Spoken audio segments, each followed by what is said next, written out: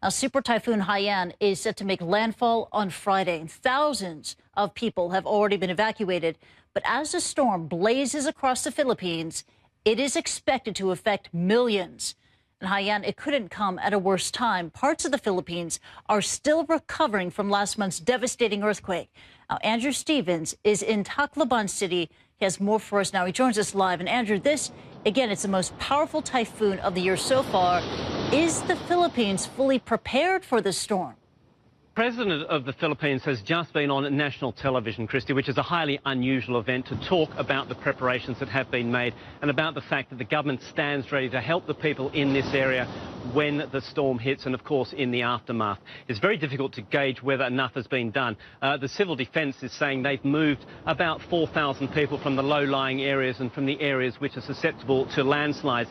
But this area I'm in LEWD, has about 1.5 million people, and this, and I can't overstate the severity of this storm. CNN's storm watcher James Reynolds, he's with us here at the moment, and he said, looking at the satellite pictures, he has not seen anything like this system in terms of intensity and in terms of power. Now, what we've been hearing is that winds could gust up to 300, 325 kilometres an hour. That's 200 miles an hour, Christy, coming ashore around about where I'm standing at the moment in about 8 hours from now. And accompanying that, of course, will be a massive storm surge. We don't know how big that will be, and heavy rain. And that's the rain which is going to loosen the hillsides, which leads to potential landslides. And that was the catalyst for so many deaths in a storm here, as you mentioned just a few weeks ago, and also a similar-sized storm here last year.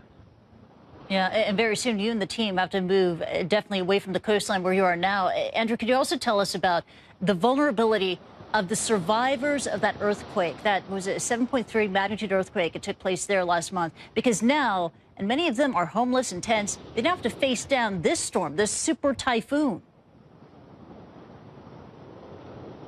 That's right. Tens of thousands of people are being reported to still be living in tents, and this was an earthquake which struck this region only a few weeks ago. Those people, as you point out, are very, very vulnerable, particularly to the torrential rains and also the incredibly strong winds that are going to hit here. The government says that it's done what it can. It says that the preparations are really, well, they're not saying it's adequate, but they're not saying more is needed to be done either. These people, along with the people along this low-lying coastal area, just flying in tonight, Christy, all along this area, there's lights twinkling along the foreshore. People are still living there. They haven't moved there. Again, James Reynolds, he has done a recce around this area, and he said there are so many people here now just sitting, waiting for the storm to hit. They are so close to the waterfront, and with a massive storm surge, plus these incredibly strong winds, you have to wonder just how they are going to survive this.